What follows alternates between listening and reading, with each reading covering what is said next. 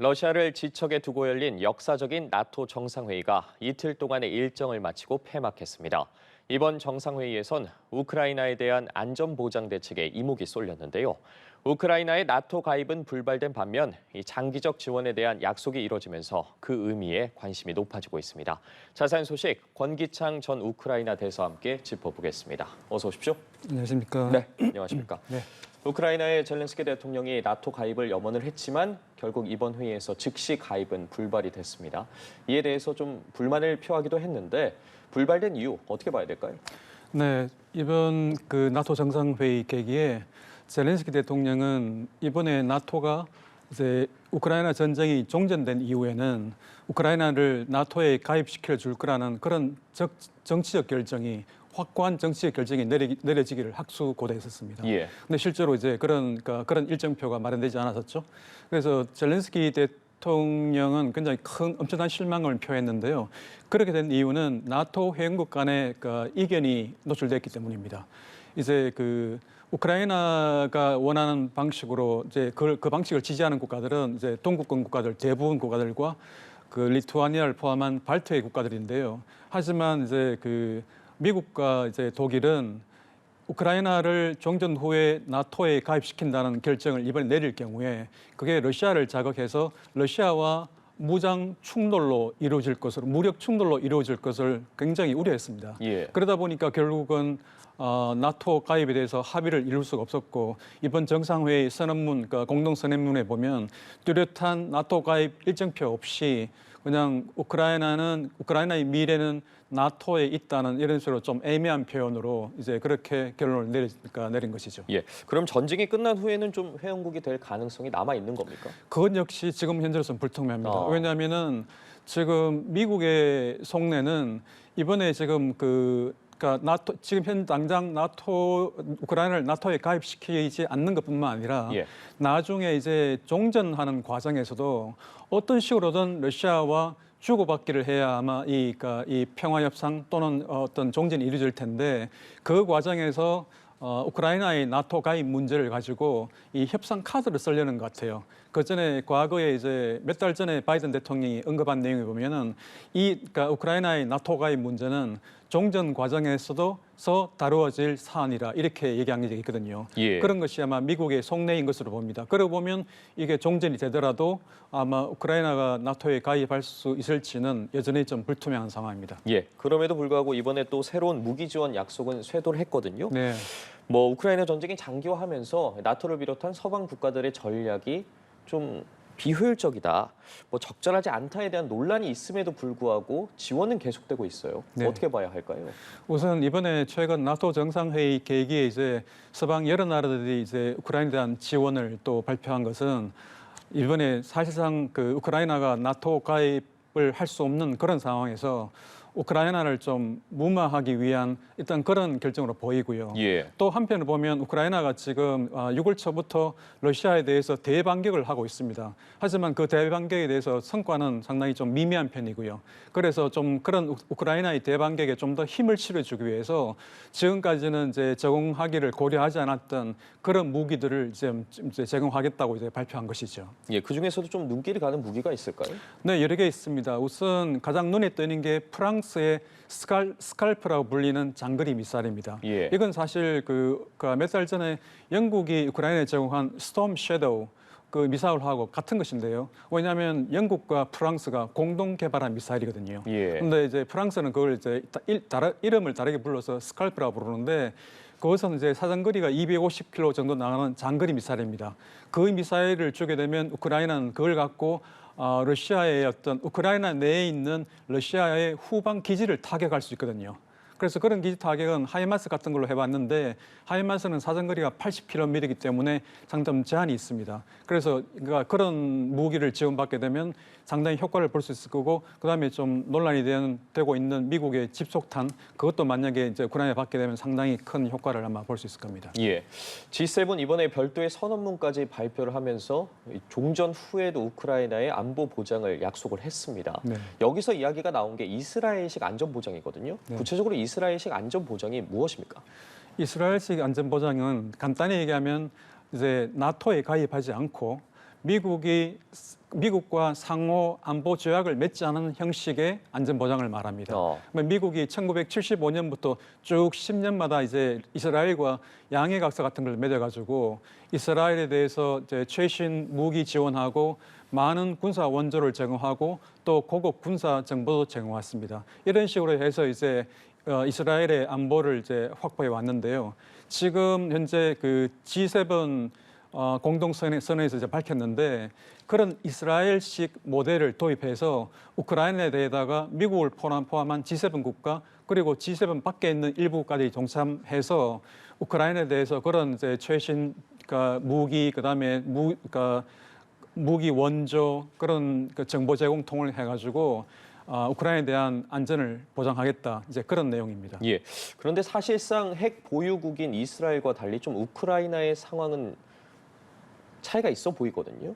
어떻게 봐야 할까요? 그렇습니다. 사실 이스라엘 같은 경우는 이미 사실상 핵 보유국인데다가 그 우크라이나는 핵 보유국이 아니죠. 또 한 가지 차이는 이제 이스라엘의 적들은 이제 이슬람 단체들이라든가 그 주변에 있는 이슬람 국가들입니다.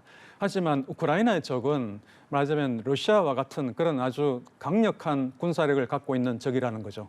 그런 점에서 과연 이스라엘식 이 안전보장안이 효과를 볼 수 있을까 하는 그런 우려가 서방의 일각에서 여전히 제기되고 있긴 합니다. 네, 이로 인해서 뭐 러시아가 반발하는 건 당연할 텐데 뭐 메드베데프 전 대통령 3차 대전이란 이야기까지 꺼냈더라고요. 네.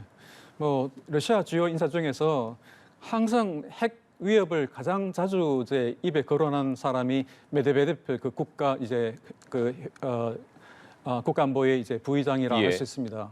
이제 그 양반은 뭐 그러니까 서방이 좀 중요한 무기 지원할 때마다 예를 들어 이번에 미국의 집속탄 지원 결정에 대해서도 또 제3차들은 일어날 수 있다고 이제 위협했었고요.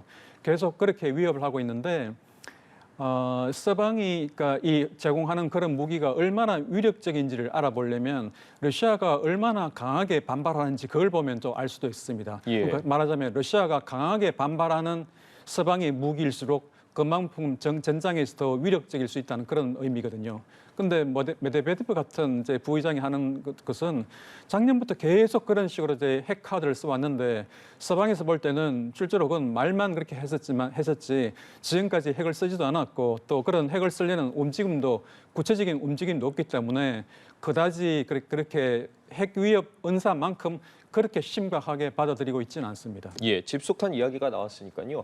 미국의 의회나 또 일부 서방 국가들은 이에 대해서 반대하고 있거든요. 네. 러시아도 만약에 집속탄을 쓰게 되면 우리도 유사한 무기를 사용할 거다 이렇게 언급했어요.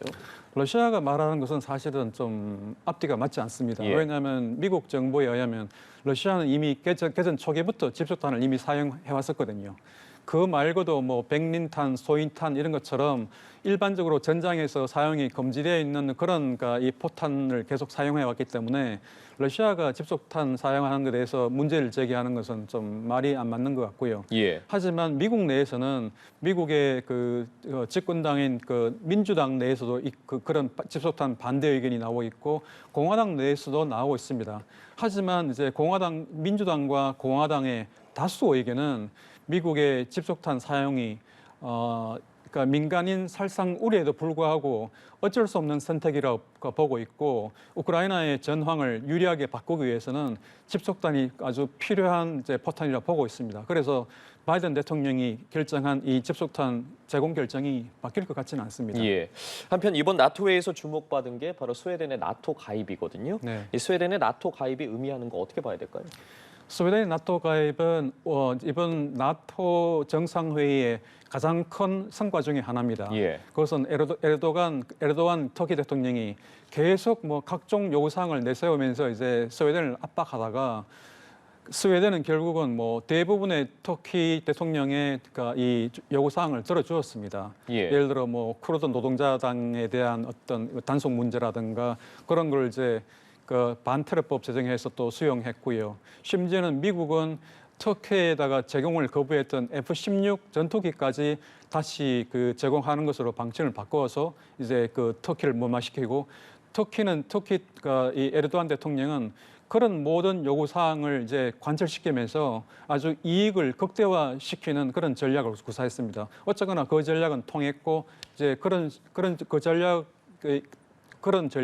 그런 요구가 이제 충족되니까 이제 스웨덴의 이 나토 가입에 대한 반대를 철회한 것이죠. 예. 근데 스웨덴이 나토에 가입의 의미는 스웨덴은 그 해군이 굉장히 강한 나라입니다. 그리고 이제 그 공군력도 강하고요. 그리펜 전투기라는 전투기를 생산할 정도로 또 공군력도 강합니다.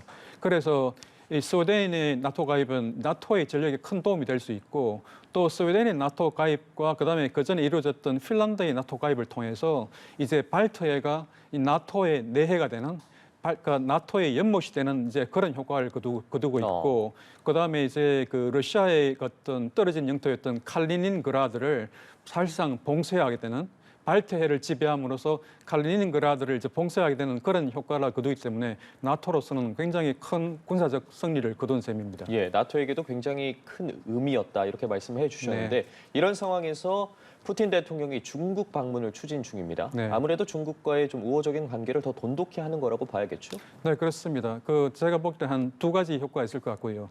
우선 지금 프리고진 바그너 그룹에 의한 무장 반란이 일어난 지 얼마 안 되는 시점에서 푸틴 대통령이 크렘린궁을 비우고 중국을 방문한다는 의미는 우선 본인이 푸틴 대통령이 이제 이 반란 상황을 완전히 통제하고 있다. 예. 다시 러시아를 완전히 장악하고 있다는 걸 대외적으로 과시하려는 게 우선 첫 번째 있을 거고요. 두 번째는 실질적으로 중국 방문을 통해서 중국은 이제 러시아에 대한 최고의 지원국입니다. 비록 중국은 공식적으로는 이제 이 전쟁에서 중립이라 하고 있지만 사실상은 러시아를 전폭적으로 지원하고 있거든요.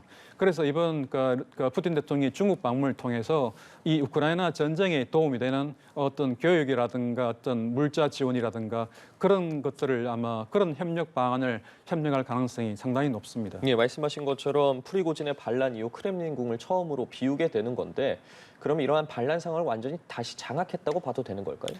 일단 러시아 내부 매체에서는 러시아 상원이나 하원 이쪽의 유력 인사들, 고인사들의 말에 의하면 그 푸틴 대통령이 지금 현재 보여주고 있는 여러 가지 상황, 또 뭐 프리고진과 바그너 그룹과의 면담한 상황 이런 것들이 푸틴 대통령이 이제 그 반란 상황을 완전히 통제하고 있는 증거이다.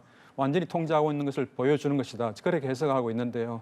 아직 서방에서는 뭐 그 정도까지 생각하고 있지는 않습니다. 지금 여전히 지금 아직도 수수께끼들이 남아 있고 예. 이 반란과 관련된 프리고진과 바그너 그룹의 역할과 또 프리고진의 앞으로의 향후 이제 어떤 식으로 어떤 역할을 할지에 대해서도 상당히 수수께끼가 남아 있기 때문에 여전히 아직도 서방에서는 푸틴 대통령이 통제력이 완전히 회복했다고 보고 있지는 않습니다. 예, 알겠습니다. 오늘 말씀 여기까지 듣겠습니다. 권기창 전 우크라이나 대사와 함께 이야기 나눠봤습니다. 고맙습니다. 네.